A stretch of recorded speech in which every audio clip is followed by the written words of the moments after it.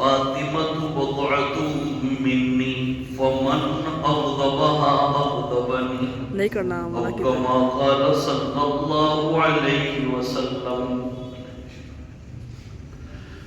بخاری شریف کی ایک مبارک حدیث آپ کے سامنے پڑھی ہے، اور یہ حدیث ہے 3714، اور سیدہ کائنات جن کا آج یوم وصال ہے 3 رمضان المبارک سن 11 ہجری میں آپ اس دنیا سے رخصت ہو گئے۔ اللہ سبحانہ و تعالی نے آپ کو بہت اونچا مقام عطا فرمایا۔ اس سے بڑی اور کوئی فضیلت نہیں ہو سکتی کہ آپ امام المرسلین اور خاتم النبیین، تمام انبیاء کرام کے امام اور سردار کی صاحبزادی تھی، اور بخاری شریف کی جو حدیث میں نے آپ کے سامنے پڑھی ہے،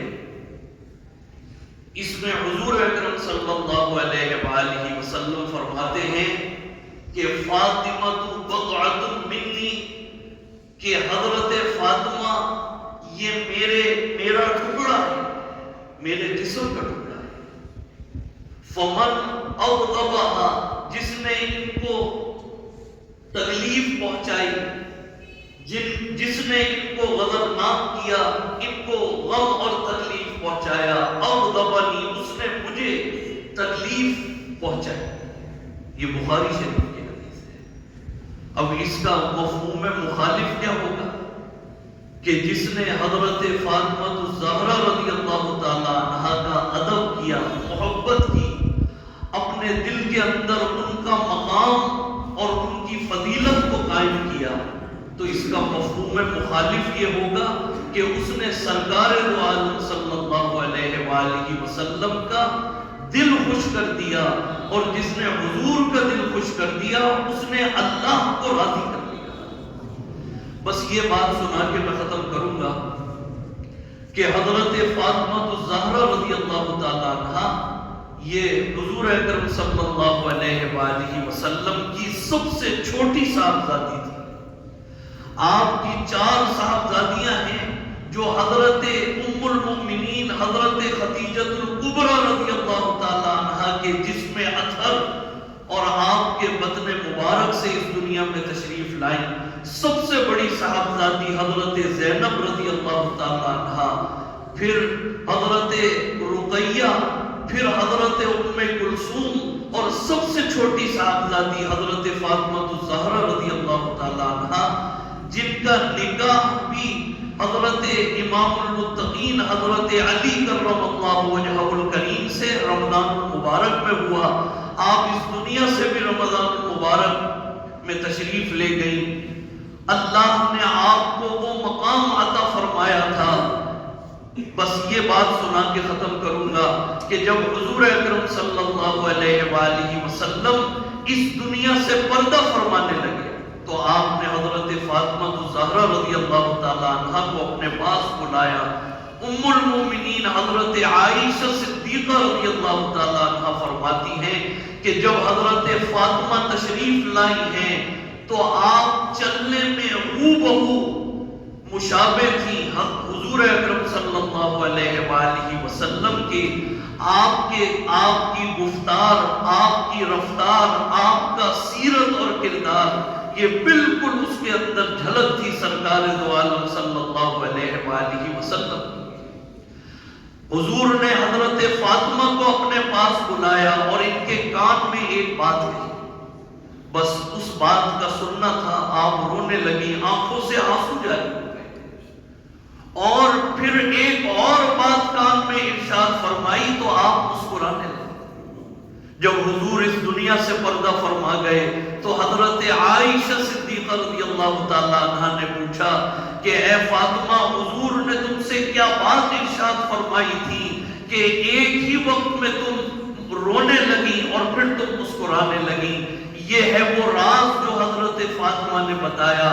فرمایا کہ حضور نے میرے کان میں پہلی مرتبہ یہ بات ارشاد فرمائی کہ اے فاطمہ، جبریل امین ہر سال رمضان میں میرے پاس تشریف لاتے ہیں، وہ مجھے قرآن سناتے ہیں، میں انہیں قرآن سناتا ہوں، اور اس سال جبریل امین نے 2 مرتبہ مجھے قرآن سنایا ہے، اور اے فاطمہ مجھے اندیشہ ہے کہ میرا اب اس دنیا سے جانے کا وقت آ گیا ہے۔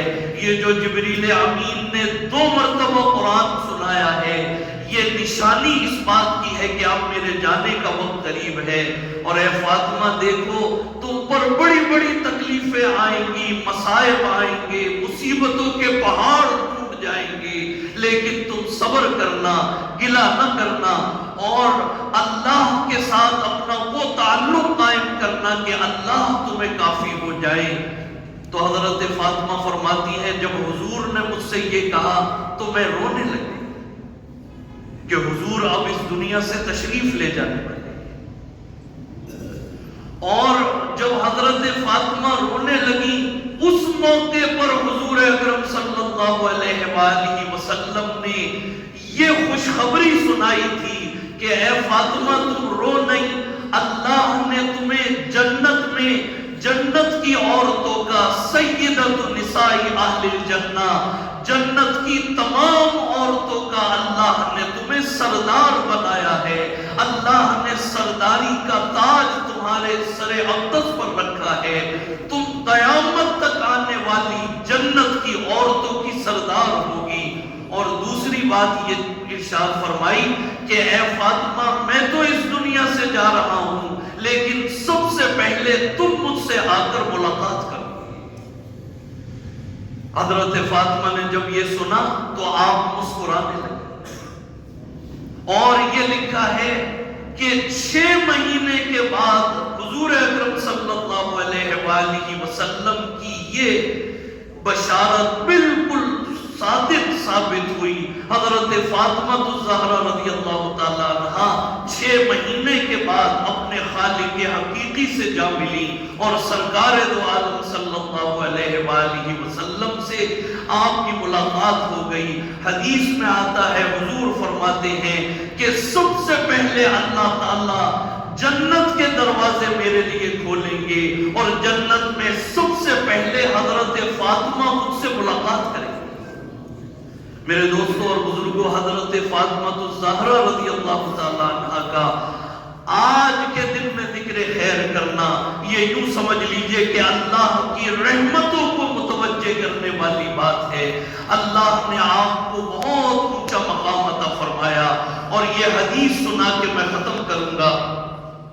غدیر آپ نے ایک موقع پر اس دنیا سے پردہ فرمانے سے پہلے آپ نے یہ چیز ارشاد فرمائی تھی، فرمایا تھا ترکت فیکم الثقلین، کہ میں تم میں 2 بہت بھاری چیزیں چھوڑ کر جا رہا ہوں، بہت زیادہ بھاری چیزیں ہیں، جب تک تم ان کو تھامے رکھو گے کبھی گمراہ نہیں ہوگے۔